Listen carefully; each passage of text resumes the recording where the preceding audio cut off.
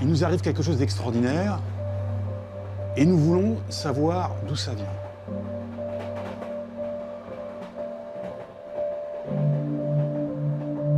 C'est un signe de Dieu, un signe extraordinaire de Dieu, habillé dans un prodige matériel.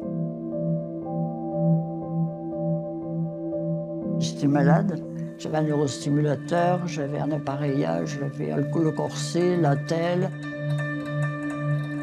Ça s'est aggravé d'année en année et je savais très bien qu'un jour ou l'autre, je serais complètement paralysée et qu'il n'y avait rien à faire. C'est quelque chose de surnaturel qui témoigne de la manifestation de Dieu, de l'existence de Dieu. C'est le signe que Dieu veut nous donner qu'il est du côté, il est du côté de la vie.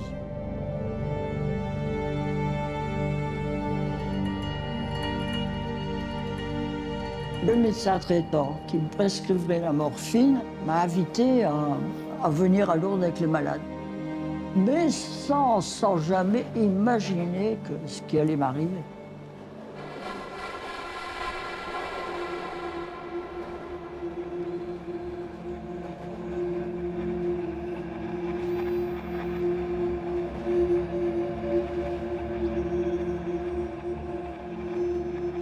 Le voyage s'est passé quand même très difficilement, très douloureusement. Quand on arrive à Lourdes, on en oublie un peu la douleur. Et puis, bien, on est porté par les célébrations. Je suis allée, bien sûr, à la grotte. Et c'est sûr que là, j'ai vraiment senti la présence de Marie Bernadette comme je ne l'avais jamais expérimenté. J'ai prié, mais j'ai surtout prié pour les frères et sœurs malades qui étaient à côté de moi en demandant leur guérison. J'ai été habitée par une grande paix et une grande joie. Je me dis que là, j'ai vécu le début de la guérison qui était une guérison intérieure. J'ai été comblée intérieurement. Puis je suis rentrée.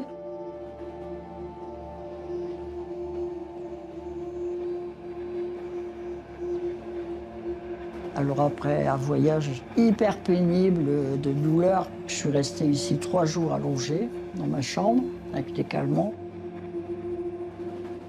J'ai une chaleur qui m'envahit et puis une détente. Je suis rentrée dans ma chambre et puis là j'ai une voix intérieure qui me dit « Enlève tes appareils ». J'obéis. Qu'est-ce qui s'est passé? J'en sais rien. Et j'ai pensé à l'évangile où Jésus dit au paralytique, lève-toi, prends ton grabat et marche. Et donc j'ai enlevé l'appareillage de ma jambe et de mon pied. Mon pied était complètement en écart, complètement tordu. Et puis il était remis normal comme aujourd'hui. Puis j'ai enlevé le corset et j'avais plus aucune douleur. C'est là que je suis venue ici, de mon mari, avec Sœur Marie-Albertine. Puis je lui ai dit, regarde, je ne sais pas ce qui m'arrive. On a prié, on a pleuré. Alors là, je dis, j'ai compris que Marie, elle avait intercédé pour moi et que Jésus m'avait guéri. L'Église a reconnu Sœur Bernadette Morio comme la 70e miraculée de Lourdes. Dans notre monde, où l'extraordinaire se glisse subrepticement au cœur de nos vies, les guérisons, inexplicables par la science, interrogent. Si le sceptique y voit une simple énigme à la connaissance humaine, le croyant y verra une intervention de Dieu dans sa création.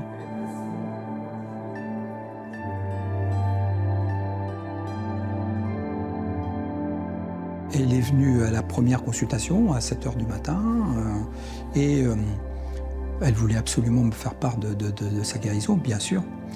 Et spontanément, je lui dis, Bernadette, tu es guérie.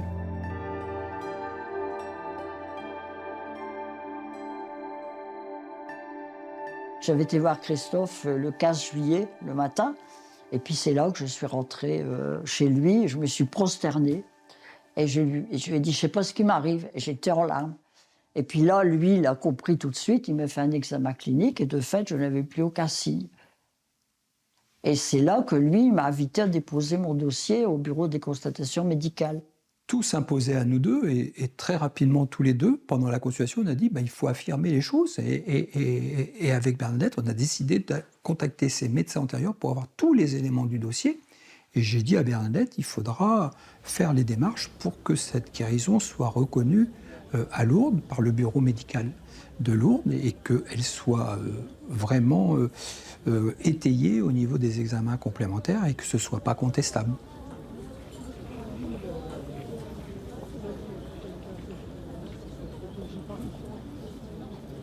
J'accueille son témoignage parce qu'il est assez parlant. En même temps, elle évoque des maladies. Moi, je ne suis pas médecin, donc je ne sais pas apprécier la gravité, l'évolution, les effets visibles et invisibles de ces pathologies qu'elle m'évoque.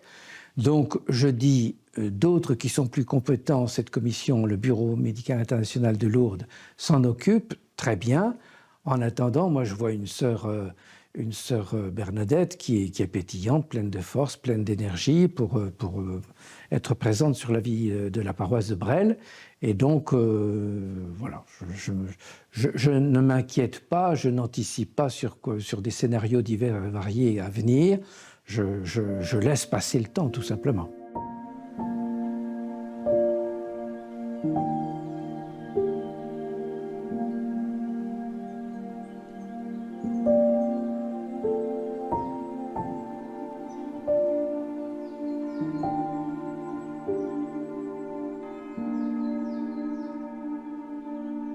La foi chrétienne est une rencontre avec le Dieu de Jésus-Christ.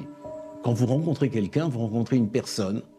Et les croyants rencontrent Jésus-Christ, bien sûr, sur deux modes. Un mode ordinaire, qui est le mode de la prière, des sacrements, de la vie de l'Église, et un mode plus extraordinaire, qui est celui des signes, comme les miracles, de tout type. Il nous arrive quelque chose d'extraordinaire. Voyons quelque chose d'extraordinaire, nous sommes touchés dans notre intérieur, dans notre santé, et nous voulons savoir d'où ça vient. Et dans ce processus de recherche des causes de ce phénomène extraordinaire, eh bien, l'une des réponses possibles, c'est une puissance extérieure est venue me toucher, me rencontrer, me guérir. C'est un signe d'abord. Et un signe, c'est quelque chose qui, comme son nom l'indique, signifie. Donc, ça doit avoir un impact signifiant sur notre vie, sur notre personne.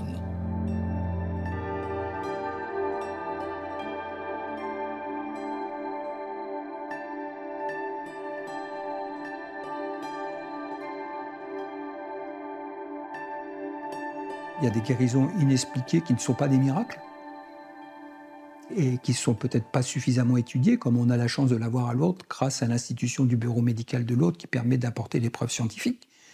Mais pour autant, on connaît bien des gens, vous parlerez avec de nombreux médecins, ils vous expliqueront qu'ils ont eu un patient qui a guéri et qu'ils ne savent pas l'expliquer pourquoi. Et là, il n'y a pas de notion de miracle, il y a une guérison scientifique et ça ne pose pas de problème. On constate, c'est un constat. Point. J'ai accepté de faire la démarche, qui est une déposition totale. Vous vous livrez complètement, vous n'avez plus rien de secret. Il faut vraiment donner toute votre histoire depuis vos parents, vos grands-parents, vos frères, vos sœurs, de quoi ils sont morts, tout y passe. C'est un dépouillement.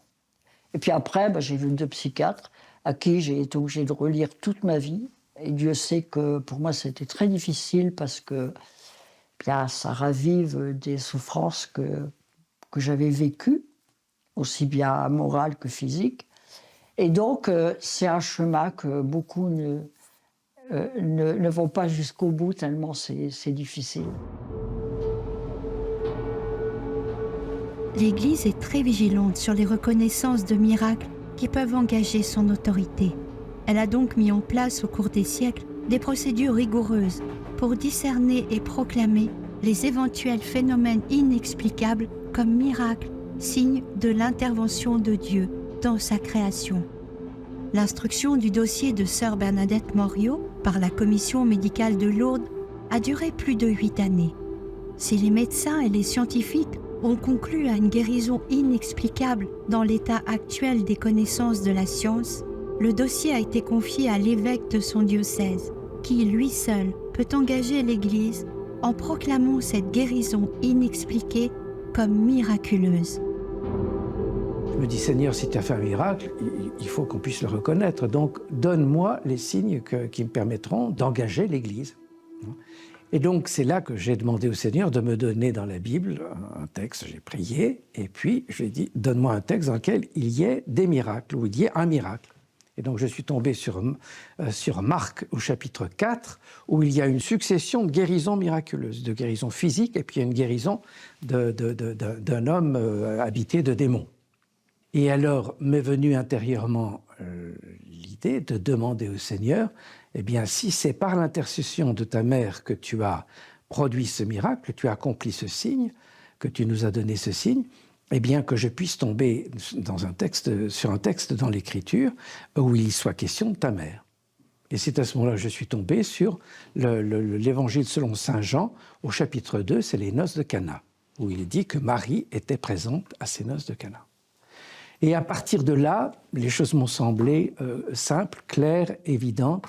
J'ai dit, moi, comme homme croyant et comme dans la responsabilité qui m'est confiée, avec le cheminement que j'ai fait et les 2 textes que j'ai obtenus, je crois pouvoir engager Dieu et dire, il a agi ici.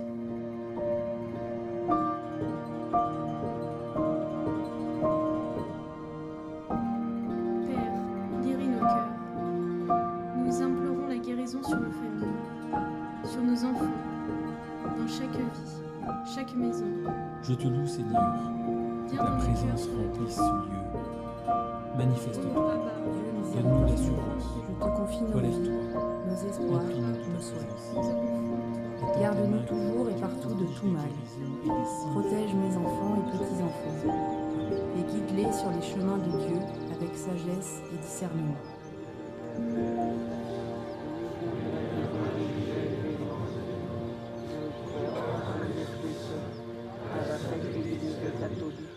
À la communion des faits, à la rémission des péchés, à la résurrection de la chair, à la vie éternelle. D'abord, c'est un bouleversement. C'est quelque chose qui ne s'explique pas. Vous êtes devant une réalité qui est inéluctable, que vous ne pouvez absolument pas améliorer. Et puis, vous vous retrouvez tout d'un coup complètement normal, dynamique, etc. Et donc, on est devant quelque chose d'extraordinaire. Vous ne réalisez pas complètement ce qui vous arrive. Et pour moi, c'est un signe que Dieu nous donne, mais comme dans l'Évangile, pour, je dirais, faire grandir notre foi.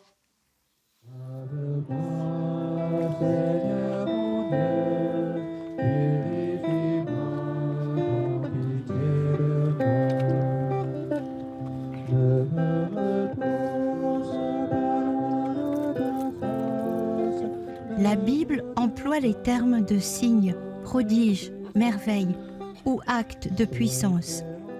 Le mot miracle, employé plus tardivement par l'Église, recouvre ces 4 sens. Nous pouvons ainsi nous demander ce que signifient les actes extraordinaires décrits dans les Écritures. En effet, les évangiles rapportent les nombreux prodiges que le Christ a réalisés lors de son ministère. Les apôtres, et à leur suite l'Église, ont interrogé ces merveilles et ces signes divins réalisés par Jésus au regard de son enseignement et de la tradition hébraïque. Le but de Jésus, c'est de nous annoncer la révélation, et son but, c'est de nous faire entendre qu'il est le Messie. Et donc, en fait, toujours, la plupart des miracles, on les retrouve comme annoncés dans l'Ancien Testament. On a les disciples de Jean le Baptiste à un moment, qui sont un peu perturbés, ils vont voir Jésus, et tu se dis qu'il doit venir, etc. Puis Jésus leur répond, bah oui, regardez, les boiteux marchent, les aveugles voient, les sourds entendent, etc. Et puis il termine en disant, et la bonne nouvelle est annoncée aux pauvres, c'est-à-dire à ceux qui veulent bien croire que Jésus est le Messie.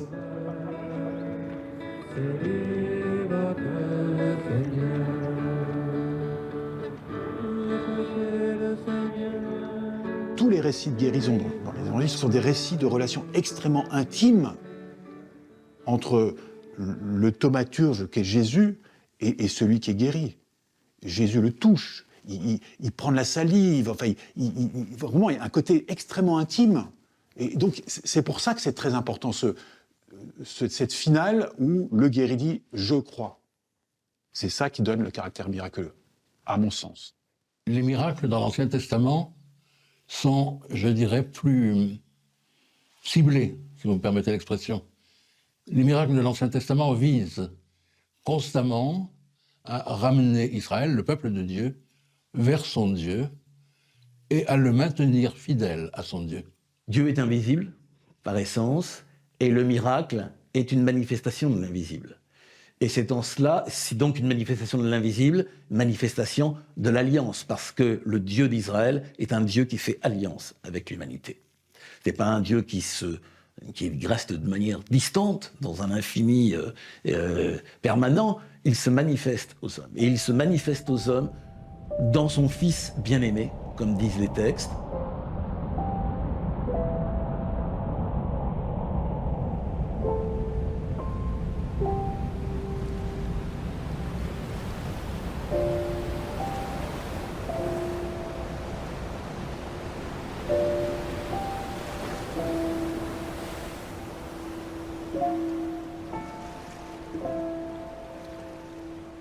Lorsque vous regardez Jésus opérer, il opère de lui-même. Va, je te guéris, etc.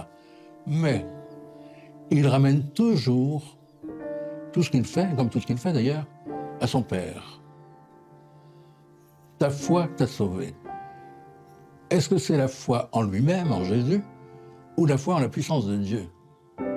Et je crois que c'est beaucoup plus la puissance de Dieu qui est en jeu là. Jésus est celui qui fait passer. Il est médiateur. Mais le miracle procède du Père.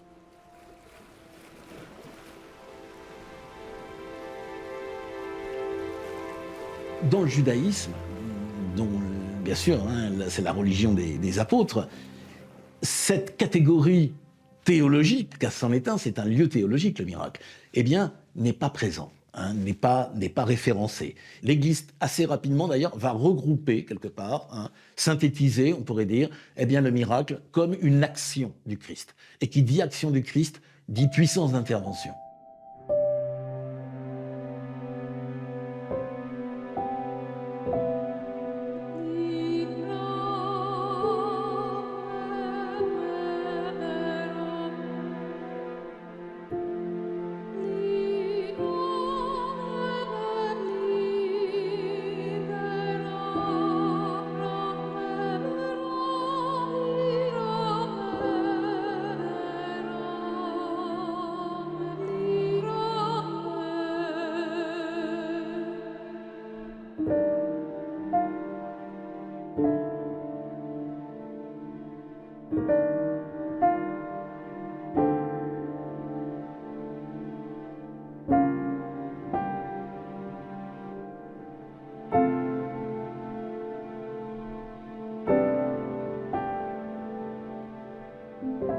Dans la vie de Jésus, il y a un moment où Jésus envoie 72 de ses disciples à travers les villes pour annoncer la bonne nouvelle. Et pour que cette annonce soit crédible et soit acceptable, il leur donne, en quelque sorte, le don de faire des miracles, le pouvoir de faire des miracles, notamment de guérir les malades. Et d'ailleurs, ils reviendront enchantés en disant qu'ils ont pu guérir les malades, chasser les démons, etc. Et c'est intéressant dans la mesure où Jésus délègue son pouvoir, non pas son pouvoir humain, puisque ce n'est pas l'homme qui est susceptible de faire un miracle, mais son pouvoir divin. Il délègue et il ne cessera, depuis ce moment-là, de déléguer dans le corps qu'est l'Église ses pouvoirs à tel ou tel de ses membres. Et les saints qui ont accompli des miracles de leur vivant se comptent par centaines, sans parler de miracles post-mortem que l'Église, d'ailleurs, étudie dans les procès de canonisation.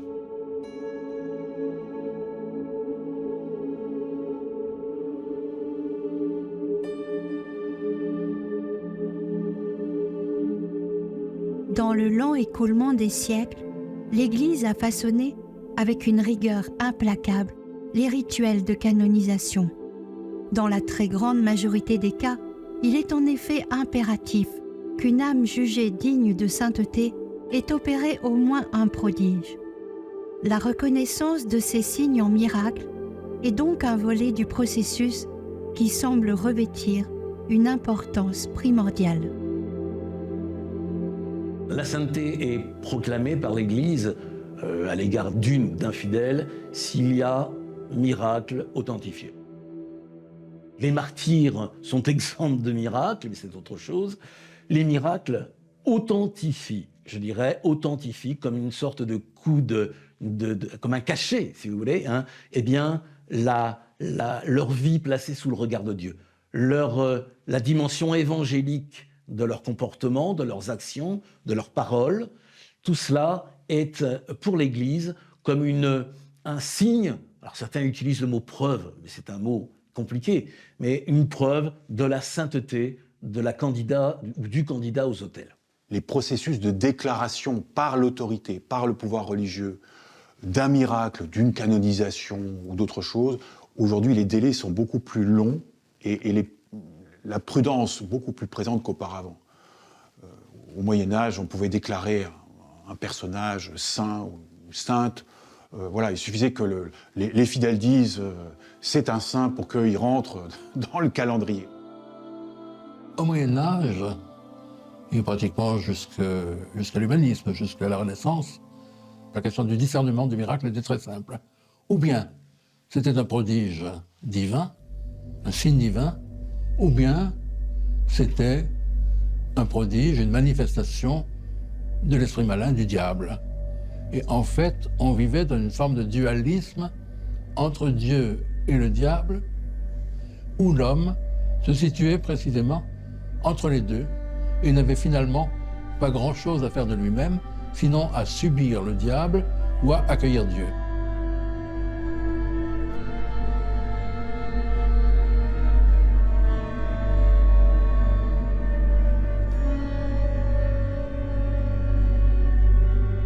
Vous allez avoir le combat entre le miracle bon et le miracle mauvais. Et alors, le miracle mauvais, vous n'avez pas besoin de le définir, vous voyez. Il y a un veau qui meurt, c'est un miracle mauvais. Le miracle bon, ça c'est beaucoup plus complexe. Et donc, il va y avoir toute une réflexion qui ne va pas venir tout de suite. Hein. Sur 600-700 ans, vous avez le temps de réfléchir. Qui va venir un peu par aternoiement, on va réfléchir. Il y a un élément qui va en amener un autre, etc. Et donc, à partir de là, on va mettre en place une procédure qui est une procédure de comment définir un miracle. Alors, avec quelques critères, il faut que ce soit rapide, durable et que ce soit inexplicable. C'est les trois choses. Il s'est ainsi souvenu de la parole sacrée. L'Église, habituellement, lorsqu'il s'agit de discerner un miracle, eh bien, passe au crible tous les éléments humains, bien sûr, psychologiques, environnementaux, moraux, spirituel, dont le principal protagoniste du miracle, le bénéficiaire, ou s'il y en a même plusieurs, c'est exactement le même cas, eh bien, tous ces paramètres, toutes ces données lui permettent, en l'occurrence aux évêques, de dire si oui ou non, le doigt de Dieu est là, hein, comme on l'a dit à Lourdes en 1862. Est-ce que c'est vraiment Dieu, bien sûr, qui est à l'origine de ce miracle ? Or, pour déterminer si c'est Dieu qui est à l'origine de ce miracle, eh bien, l'Église dispose de deux instruments merveilleux, la révélation publique, bien sûr, la révélation biblique, et la raison, l'intelligence. Moi, je parle comme évêque, témoin d'une guérison dont on me dit un certain nombre de choses et sur lesquelles j'essaie de me positionner comme un lieu où Dieu peut vouloir parler non seulement à l'intéressé bénéficiaire de la guérison, non seulement à son entourage et à l'évêque, mais à plus large, aux hommes de bonne volonté, aux femmes de bonne volonté. Bon.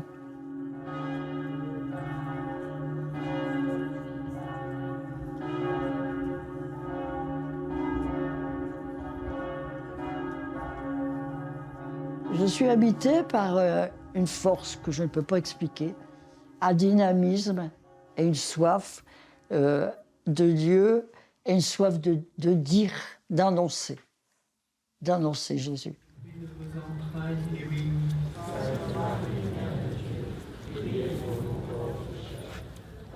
Le miracle tel qu'il est reconnu dans l'Église, c'est vraiment l'intervention de Dieu dans la vie de la personne, qui vous transforme, je dirais, mais qui transforme physiquement et intérieurement. Les deux sont liés. Toute guérison est une guérison, à partir du moment où il y a miracle, à la fois physique et spirituelle. Dans l'Ancien Testament, d'ailleurs dans l'économie biblique, le salut religieux est indexé dans une certaine mesure au bien-être physique. C'est une notion que nous avons un peu perdue de vue, mais regardez, là encore une fois, dans le Nouveau Testament, parmi les miracles que Jésus accomplit, il y a toujours ce redressement, cette nouveauté, que ce soit des lépreux, des aveugles, des sourds, etc., de guérison physique et en même temps de guérison spirituelle. Ça, c'est très, très, très important. Et la guérison spirituelle est sans doute encore plus importante que la guérison physique.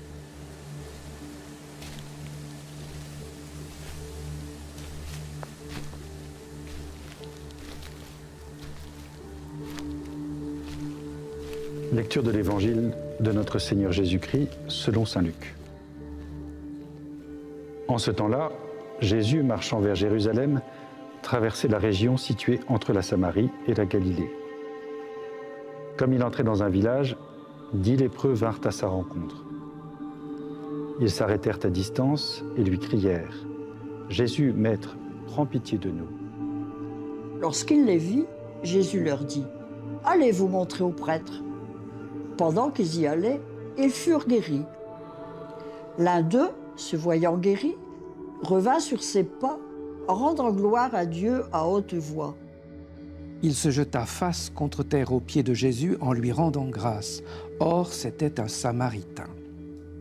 Alors Jésus prit la parole en disant « Tous les 10 n'ont-ils pas été purifiés? Les 9 autres, où sont-ils » Il ne s'est trouvé parmi eux que cet étranger pour revenir sur ses pas et rendre gloire à Dieu. Jésus lui dit « Lève-toi, vas-y, ta foi t'a sauvé. »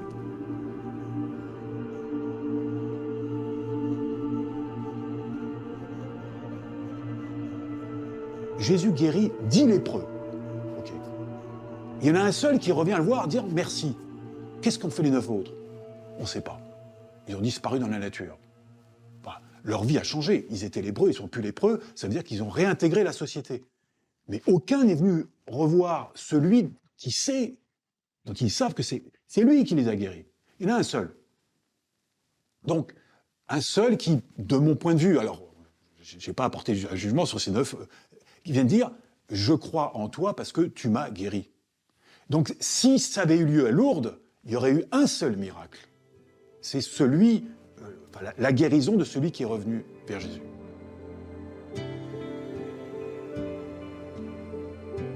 C'est la prodigalité de l'action de Dieu. Il n'attend pas qu'on reconnaisse sa bonté envers nous pour être bon envers nous. Un Dieu qui n'est pas au ciel dans sa toute-puissance, mais un Dieu qui manifeste sa puissance par la gratuité de ce qu'il fait, de sa bonté, et qui sait en même temps dire « mais j'attends encore plus de toi, si je te donne la vie, c'est pour que nous puissions vivre en alliance. » C'est prodigieux. Et quelle espérance pour notre liberté et pour notre avenir. Et qui c'est qui est le plus réceptif à cette parole de Dieu? C'est les plus pauvres, ceux qui attendent quelque chose. Ceux qui sont parvenus, c'était des riches finalement. Ils n'ont pas su reconnaître ce don que le Seigneur leur avait fait. Et Samaritain, lui, en fait, il découvre le Christ. Hein? Et là, c'est le Christ, il lui dit « ta foi t'a sauvé ». Il a cru sans connaître.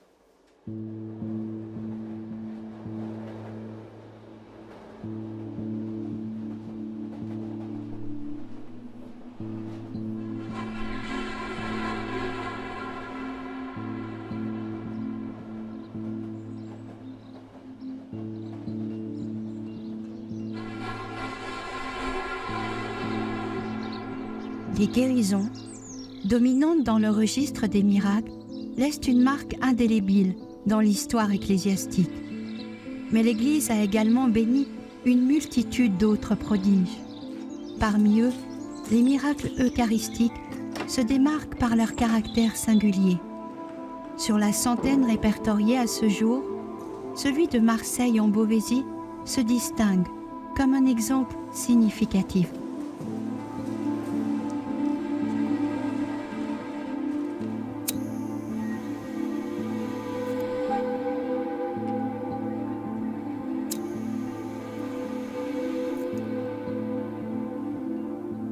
En Noël 1532, il semblerait qu'un voleur soit venu dans l'église pour y voler le ciboire et des éléments d'orfèvrerie. Comme il n'était pas intéressé par les hosties, il a jeté les hosties. Et ces hosties ont été retrouvées quelques jours plus tard, le 1er janvier, alors qu'il avait neigé, semble-t-il immaculé, c'est-à-dire non corrompu par la neige, qui ne les a pas recouvertes, alors qu'il avait neigé abondamment. Ce sur quoi on a appelé le curé de Crèvecoeur, qui est un village pas très loin d'ici, qui était sans doute le doyen, pour récupérer ces saintes hosties. Et ces saintes hosties ont fait, dès le début, l'objet d'une dévotion, d'abord dans l'église, et au lieu du miracle, on y a construit un petit calvaire. Et par la suite, cette dévotion a suscité quelques miracles de guérison, notamment le miracle de guérison d'un aveugle, qui est assez bien référencé. Et donc on a construit cette belle chapelle au XVIe siècle, dans un siècle compliqué.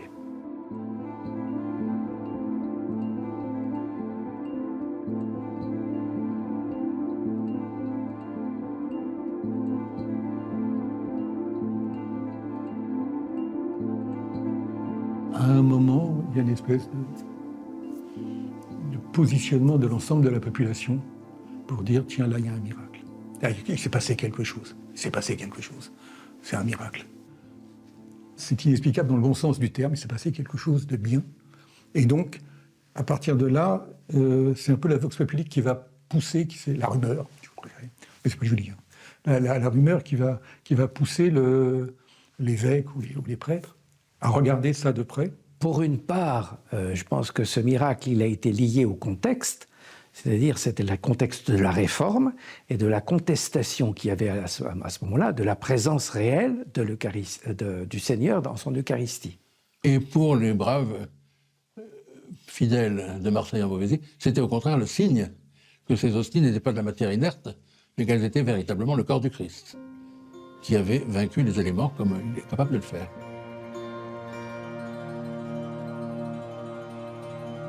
Il est intéressant qu'un miracle eucharistique ait lieu précisément lorsqu'il y a probablement une contestation assez forte de ce mystère qui est central pour l'Église. Et que par la suite, le miracle le plus attesté d'une guérison sur place soit celle d'un aveugle. Parce que précisément, le mystère de l'Eucharistie, c'est un mystère invisible. Comme si le Seigneur nous disait, moi je fais recouvrir la vue. Il ne m'est pas impossible de faire recouvrir la vue. Mais en même temps, la vraie vision que j'appelle de mes vœux, c'est celle de votre regard de foi sur ce miracle-là. Je ne sais pas si j'ai tort de faire ce lien, mais il me semble qu'il y a quelque chose qui semble jouer entre les deux.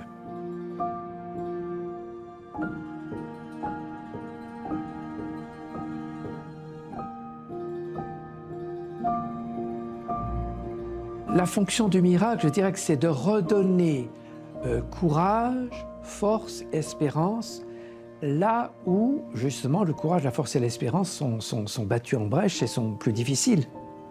On se dit, est-ce que Dieu existe bien? Est-ce qu'il est encore là? Est-ce que beaucoup de chrétiens peuvent même se dire, notre vie de foi, elle est à la mesure de ce que nous y mettons, de ce que nous y investissons. C'est un peu pélagien, tout ça, ou néo-pélagien. Et à la foi, notre salut dépendrait de ce que nous faisons, de nos mérites. Eh bien, dans ce cas-là, Dieu vient dire, non, pas de tes mérites. Dans ce cas-là, tu ne pouvais rien faire. Mais moi, j'agis. L'Église, surtout dans ce temps de réforme et de contre-réforme, a tout intérêt à, sinon favoriser, sinon causer, tout au moins respecter et préserver ce qui paraît authentique à l'époque, dans ce genre de miracle, parce que cela ramène les fidèles à la vraie foi, comme on disait, et cela soude la communauté paroissiale et puis même diocésaine et plus loin. Pour eux, c'était signifiant. Pour nous, est-ce que ça le serait? Je n'en suis pas très convaincu. Eh bien, aujourd'hui, on pourrait se poser la question de savoir, est-ce que la présence eucharistique n'est pas, là aussi, contestée, niée ou oubliée, ou ne laisse-t-elle pas indifférent beaucoup de chrétiens, hein? Et donc, il y a une signification qui est toujours forte. Et quand des gens viennent prier devant le Saint-Sacrement, devant le tabernacle, devant le Saint-Sacrement, qu'est-ce qu'ils font? Et qu'est-ce que ça dit du Dieu de la foi catholique? Dieu est présent. Dieu n'est pas un Dieu lointain, Dieu n'est pas une idée. Dieu est encore quelque part incarné dans cette forme toute modeste qui est l'hostie, ce pain sans levain, ce pain sans goût, mais qui néanmoins dans lequel le Seigneur a voulu donner sa présence. Prenez et mangez-en tous, ceci est mon corps livré pour vous.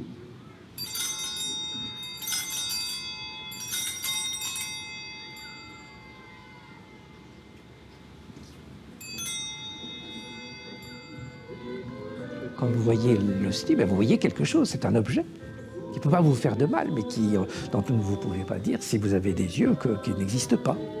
Il porte la foi d'une présence de Dieu qui demeure proche de son peuple, quand bien même lui, il est dans la gloire.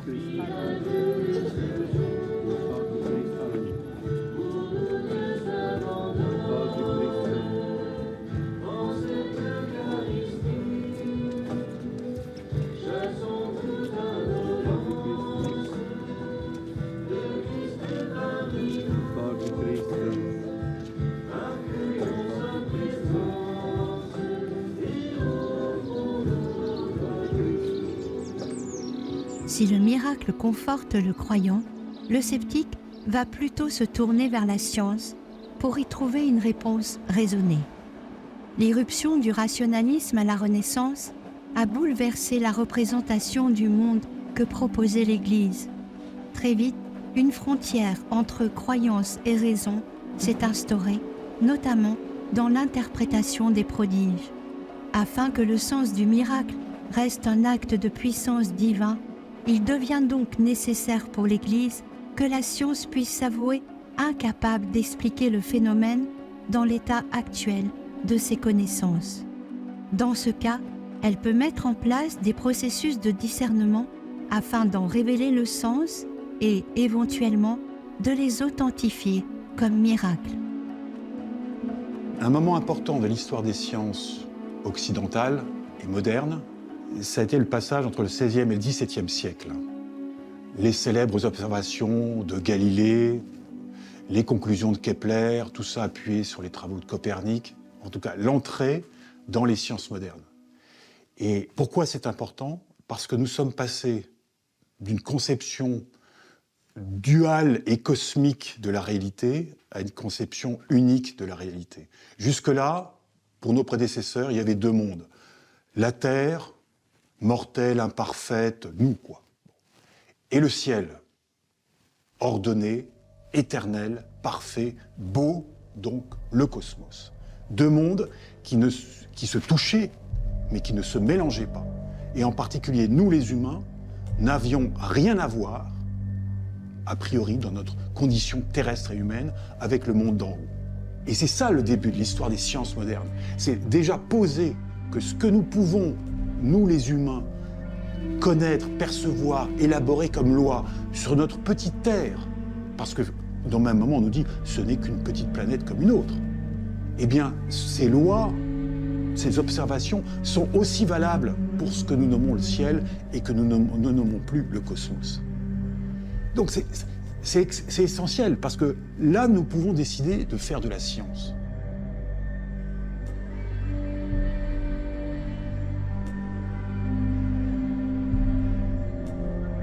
Ça ne s'est pas mis en place évidemment du jour au lendemain. On pourrait rapidement établir des repères chronologiques. C'est tout d'abord le XVIIIe siècle avec le pape Benoît XIV qui réussit à dresser une vraie grille de lecture. Il il dit notamment, je résume, messieurs les évêques, ayez recours à des hommes de science, etc., à des médecins. Je tentais que, bien sûr, nous nous rendions compte de ce qu'était la médecine au XVIIIe siècle. Mais voilà, cette grille de lecture est encore celle, globalement, qui est appliquée au bureau médical de Lourdes, par exemple. Vraiment. Et puis, dans un deuxième temps, le XIXe siècle, et en particulier la fin du XIXe et puis le XXe, où sont évidemment, où naissent des progrès médicaux de toute catégorie, dans différentes disciplines médicales, scientifiques et autres. Et là, c'est un dialogue profond, contrairement à ce que l'on peut entendre parfois, qui s'instaure avec l'Église. L'Église a toujours été demandeur en la matière, elle a toujours fait appel à des spécialistes, et ça continue.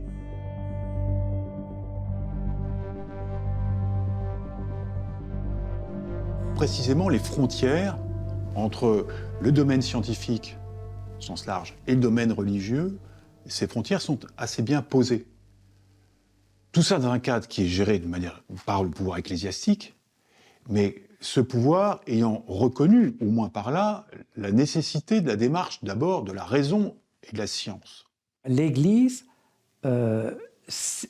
reconnaît qu'il y a un ordre, je dirais, naturel, humain, positif, on va dire scientifique, rationnel dans le monde dans lequel nous sommes. Et l'Église catholique, en tout cas, ne veut pas nier, oublier cette dimension, cet ordre naturel des choses. Puis il y a un moment donné où la science elle-même a la simplicité et l'honnêteté de reconnaître qu'elle ne sait pas. Elle ne sait pas tout expliquer de l'évolution de certaines maladies. Et notamment, il y a des fois où elle ne sait pas expliquer comment une maladie vire, revire. Donc, le miracle est un cas très intéressant du point de vue des rapports entre science et religion, parce qu'il donne une espèce d'état des lieux du rapport entre savoir et croire.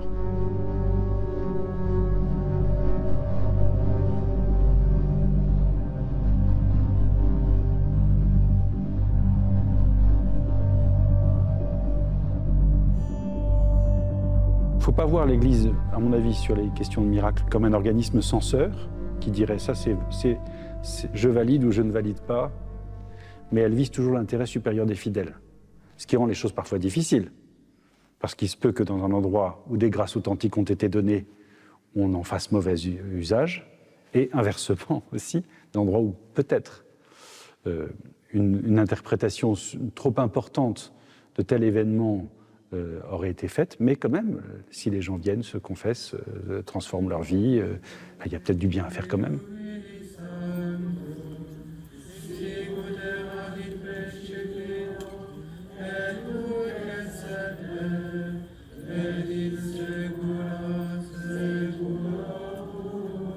La relique, ou même l'événement qui est célébré dans tel ou tel sanctuaire, l'apparition, la relique, la guérison, ne sont que des doigts qui nous désignent un mystère plus grand.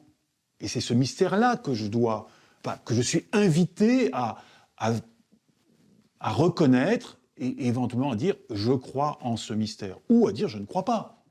L'Église ne nous oblige pas à croire à un miracle. De fait, ça ne fait pas partie du dépôt sacré de la révélation. Nul n'est tenu à croire en un miracle spécifique. Ceci dit, ça fait partie de l'acte de foi que de croire que Dieu peut faire des miracles, ce qui n'est pas du tout la même chose. Je vous confie mes enfants et petits-enfants. Gardez-les de tout mal, de toute calamité, et, sous votre protection, en bonne santé. Qu'ils retrouvent leur joie de vivre. Je suis en toi, Jésus, mon Sauveur. Merci infiniment. Dans cette chapelle, je sens ta présence. Je viens pour te louer, t'adorer et te donner tout mon cœur, toute mon âme, et pour te dire simplement, je t'aime. Et c'est très émouvant parce que c'est quasiment le résultat par la conséquence. Si on voit, les gens sont heureux, ils remercient quelqu'un. C'est un côté beau parce que c'est beaucoup plus vrai.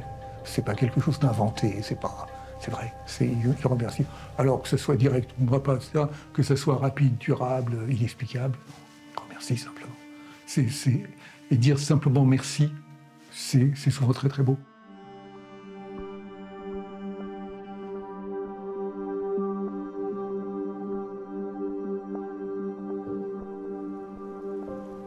C'est un signe que Dieu nous donne. Et on y croit ou on n'y croit pas. Moi, je ne suis pas là pour dire croyez-y, vous voyez bien, j'y suis. Non. Vous accueillez, vous êtes libre d'accueillir, vous êtes libre de ne pas accueillir. Et je me rends compte que dans tous les témoignages que je vis, et j'ai rencontré des milliers de jeunes, eh bien, je peux dire que j'ai été très peu affrontée à une contradiction. Ils sont devant les faits. Alors, par contre, les questions que je reçois, c'est « mais pourquoi vous ? Et pourquoi la souffrance ? Pourquoi la mort ?» Je suis affrontée à des questions, je dirais, existentielles.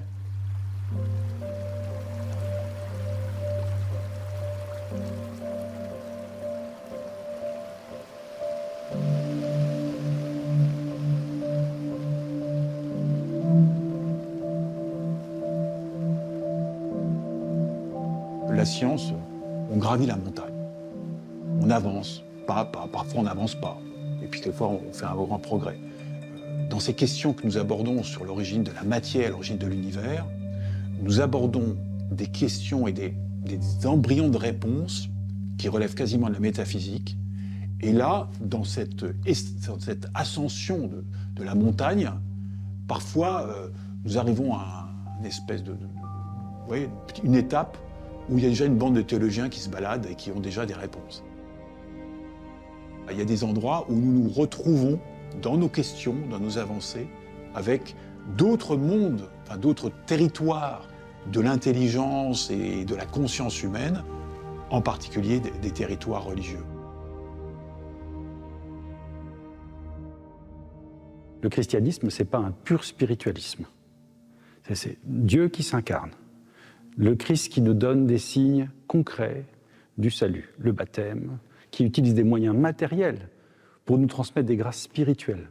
Dieu s'est incarné, donc Dieu respecte l'incarnation, et en même temps, Dieu vient dans l'incarnation la tourner vers sa rédemption, vers la vie éternelle. Et donc, il n'y a pas étonnement, on n'a pas à s'étonner que Dieu passe à travers les réalités humaines, et en même temps, à certains moments, les transcende, les dépasse, les bouleverse, pour son plan qui est un plan de vie, d'espérance, de salut.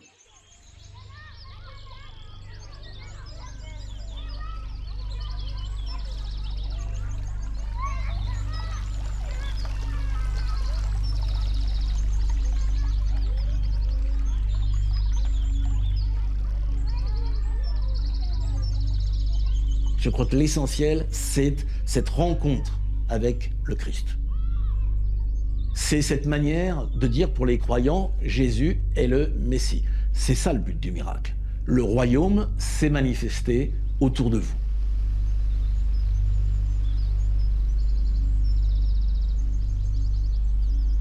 Et dans cette perspective, le miracle est effectivement un appel, une proposition au dépassement personnel, dans la mesure où le royaume ne se donne pas d'emblée, il se conquiert.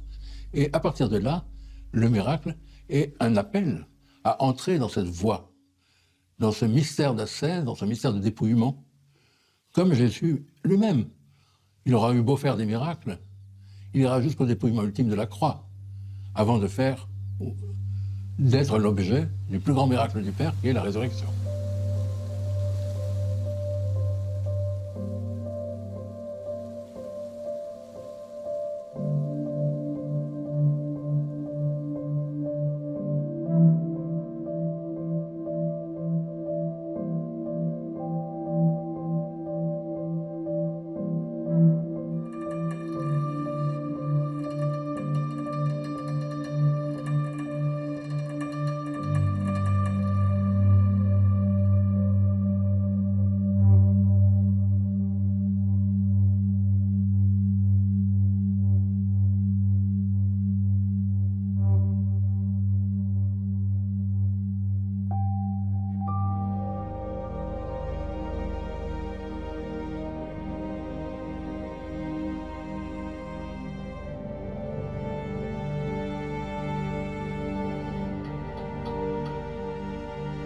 Dieu se révèle à nous dans la fragilité. Et vraiment, cette fragilité, moi, je l'ai expérimentée. Et c'est dans cette fragilité que Dieu s'incarne et qu'on peut aussi rayonner. Et pourquoi un jour, il ne choisit pas telle personne et pas telle autre pour le guérir? Eh ben, moi, j'en reviens toujours au même, j'aurai d'autres. Hein. C'est pour une mission.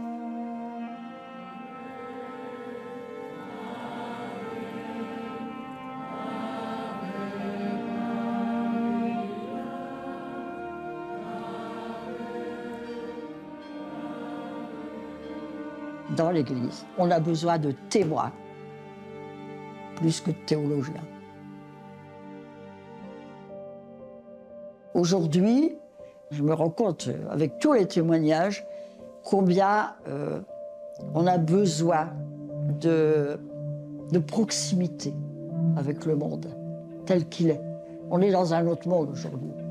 Hein, et l'approche de l'évangélisation ne se fera pas comme on a fait au XIXe siècle. Hein. Mais en même temps, c'est une marche avec l'humanité telle qu'elle est. Et je me dis que les pauvres sont les plus réceptifs. Les plus fragiles sont les plus réceptifs.